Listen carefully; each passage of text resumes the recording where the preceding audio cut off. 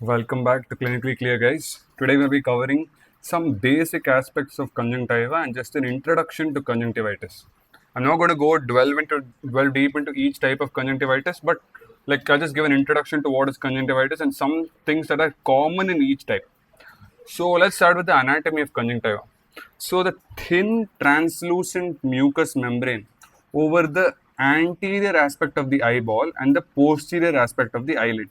So what does that mean? Here you have the eyeball. Here this is anterior, this is posterior, right? So the anterior aspect of the eyeball and the posterior aspect of the eyelid.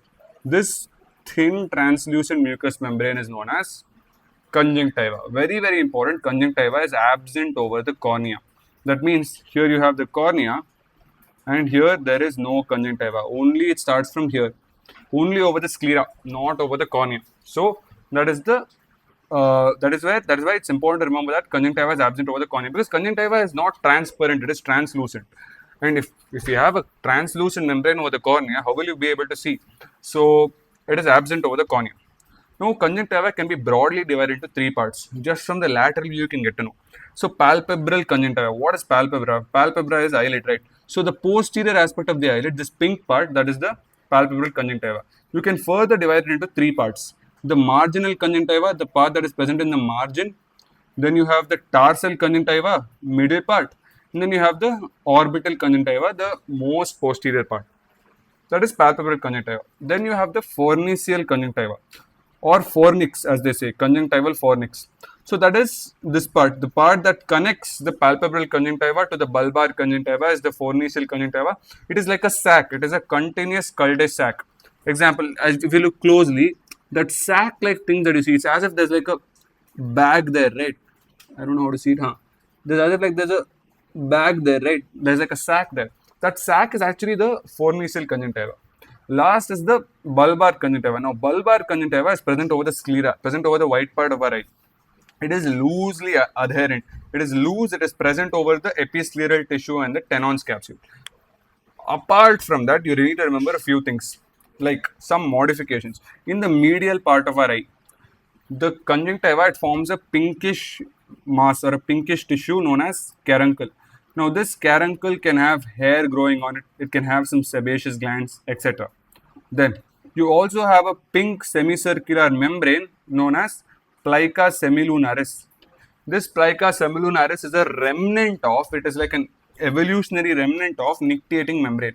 Now, what is nictitating membrane? Nictitating membrane is like, if you look at the videos of like these lower animals like crocodiles blinking, they have a third eyelid that closes and opens on its own. So that remnant in humans is in the form of plica semilunaris. Then you have the bulbar conjunctiva here, loosely adherent over the episcleral tissue and the Tenon's capsule.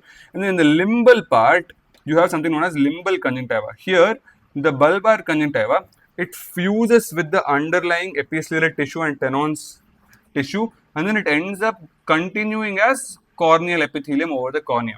So you don't have conjunctiva over the cornea. So the limbal conjunctiva fuses to form the corneal epithelium. So that is about gross anatomy. When we go to histology, there are mainly three layers. So the three layers are anterior-most or outermost conjunctival epithelium. Conjunctival epithelium is stratified squamous non-keratinized epithelium with goblet cells. These goblet cells, they secrete mucin, and mucin forms the innermost layer of tear film.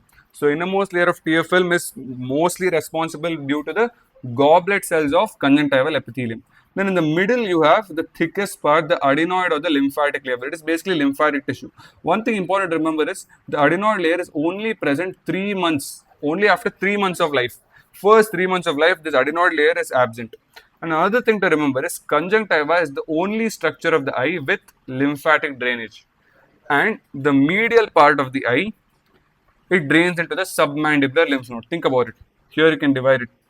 So the medial part of the medial part of our eye, it drains into the submandibular lymph node. The lateral part of the eye, it drains into our preauricular and parotid lymph nodes. So medial part submandibular lymph nodes and lateral part preauricular and parotid lymph nodes.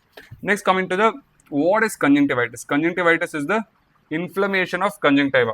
So the inflammation of conjunctiva characterized by Two things. Just conjunctivitis is the inflammation of conjunctiva. Not enough.